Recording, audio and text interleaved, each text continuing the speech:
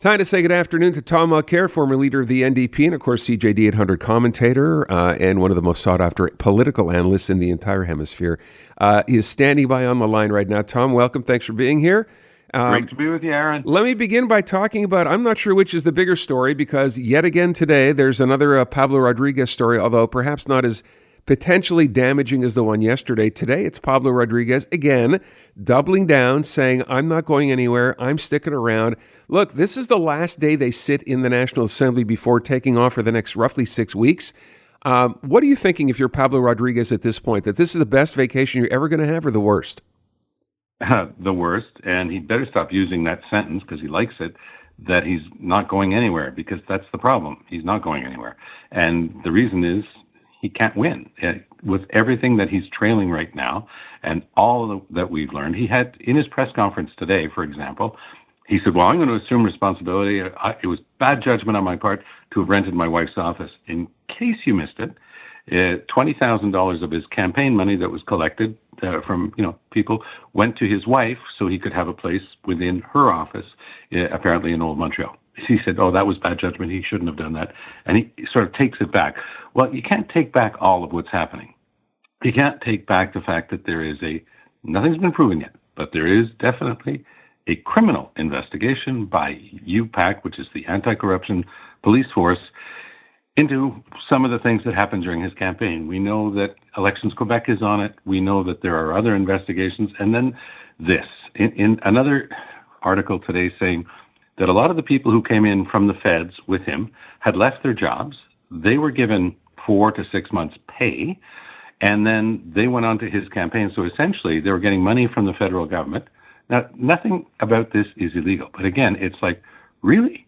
They got more money collectively as they were leaving the feds, and they all went back to either they were hired by him, by Pablo Rodriguez, to go and work at the National Assembly, like the chief of staff for Marwa Risky, or they went back to the federal Liberal Party. But during that campaign, they had access to more money than the entire spending limit allowed of any candidate. So he talks about one thing today that is definitely his decision, the renting of his wife's office, but all the rest of this stuff is still out there. It is hurting the Liberal brand, and it is just sad to see that he seems to be the only person who doesn't know that he can't stay as leader of the Quebec Liberal Party, because this just in, he cannot stay as the leader of the Quebec Liberal Party. But my question then is, there are people obviously who are calling for him to step down, but there are, other people writing a letter saying, you know what, we're fully behind you. So how do you square that circle? Well, some people back them and they're just going to try to defend their guy. But you're right. On the first point, more than 20 former Quebec Liberal ministers and MNAs have either given interviews where they've asked for him to resign or co-signed letters. I did hear one person say, a former MNA from the Montreal area, an Anglophone, yesterday he was saying, well, we've got to back him. If it was that easy to get rid of a leader, he is the duly elected leader of the Quebec Liberal Party. And I just feel like sending him a dictionary and saying, could you look up what that means to be duly elected? It means you've respected all the rules. It means there's been no fling-flang, no brownies, no shenanigans, no stuff to apologize for, no police investigations, no ethics commissioner investigations, and probably no Election Quebec investigations, because it was done right. And so duly elected, I don't think is an appropriate choice of words here, and that's the issue. So some people like him, they backed him, fine. Some of the people who are backing him still, they're from the island of Montreal. They don't understand that outside of Montreal, the Quebec Liberal Party still has a very tough road to hoe in terms of ethics and integrity, and this is dragging the Liberals right back to the status quo ante before the Charbonneau Commission. This is what's staying with people. Article after article, you have to read the French papers, you have to listen to the French commentary, and not all people who are sovereignists or caquistes or other, they're just looking at this and saying, this is reminding people of why they got rid of the Quebec Liberal Party. And now they had a chance to come back. The CAQ is nowhere. It's flatlined. It's at 15% in the polls. It, according to an analysis done this week, would win 0 seats in a coming election. The Parti Québécois is riding high because they're seen as the only ones who can bring change. But at the same time, a lot of that is very soft support. It would go to the people who are saying no referendum, because 65% of Quebecers don't want a referendum, and that's what the PQ is promising.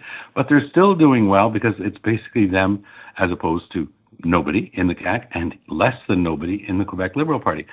So I don't hold it against, the people from the Quebec Liberal Party who are MNAs from the island of Montreal. That's what they know. For them, it's normal to have somebody come in from the federal Liberal Party, take over the provincial Liberals, and show all this stuff, and then say, then people are going to vote for us. No, they won't. That's not the way this works. Even the ones in the safest places on the island of Montreal, remember what happened with the Orange Wave with me and Jack Layton? Guess what? The same thing could happen. The Liberals could all get washed away if they stay the way they are right now. They've got to figure that one out.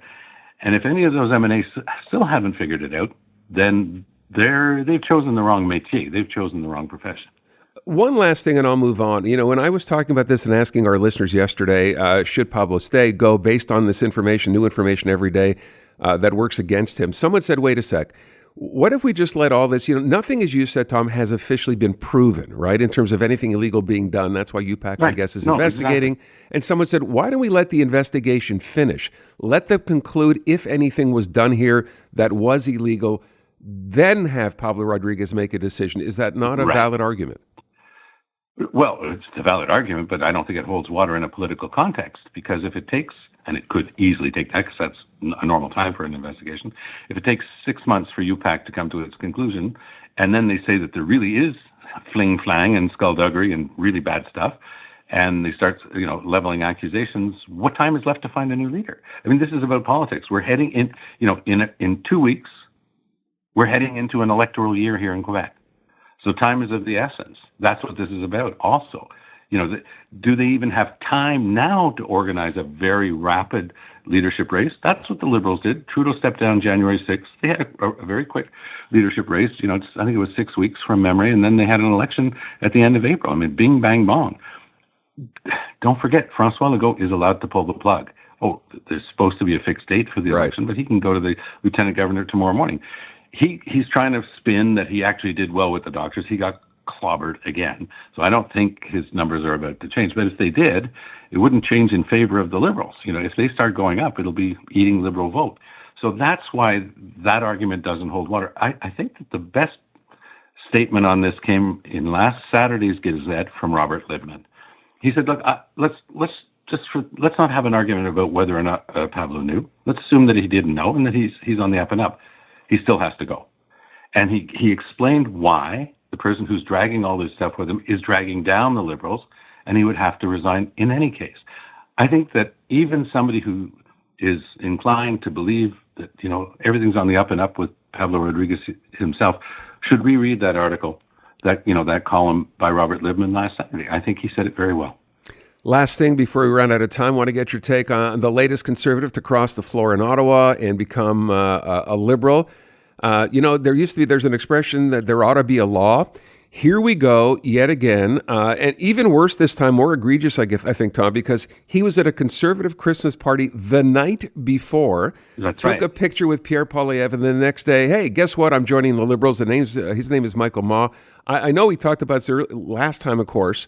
And you thought there's something wrong here, something smells. Well, here it comes yet again. Ought there be a law?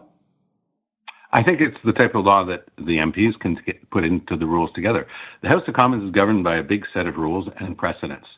And it's the easiest thing in the world to say, this is a suggestion, by the way, by a bunch of university types who ran every single case in Canadian history of floor crossing. And they came to a really sensible conclusion, I think. They say, if we're going to allow it, by the way, I think it should be outlawed, pure and simple. But if they're to allow it, you have to have a cooling off period. Let's say 3 months, 6 months, something like that. You've got to sit as an independent for a while. You've got to give the people in your riding some time. And then before you can sit in the caucus and be part of, you can vote whatever way you want. Nobody's going to tell you can't vote with the other party. But you don't get to be declared in the papers and in the rolls of the House of Commons as a member of that party until that cooling off period is over. I think something like that should be in the rules, because this is so egregious. I'm not saying that he broke the rules, by the way. Michael Ma did not break any rules. This happens time and again in Canadian politics. But it's ethically problematic. In terms of the integrity of the democratic institution, it's a huge problem. The NDP, by the way, my old party, did not allow floor crossing. That was the simple take. It's not allowed.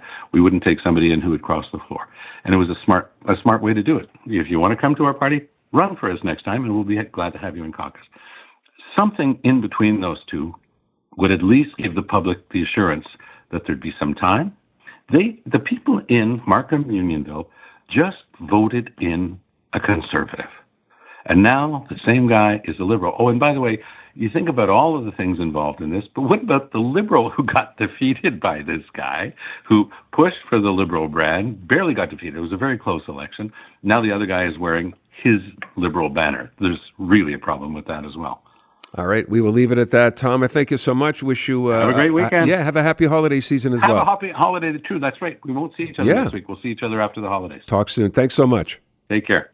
Canadian women are looking for more out of themselves, their businesses, their elected leaders, and the world around them. And that's why we're thrilled to introduce the Honest Talk podcast. I'm Jennifer Stewart. And I'm Catherine Clark. And in this podcast, we interview Canada's most inspiring women. Entrepreneurs, artists, athletes, politicians, and newsmakers, all at different stages of their journey. So if you're looking to connect, then we hope you'll join us. Listen to the Honest Talk podcast on iHeartRadio or wherever you listen to your podcasts.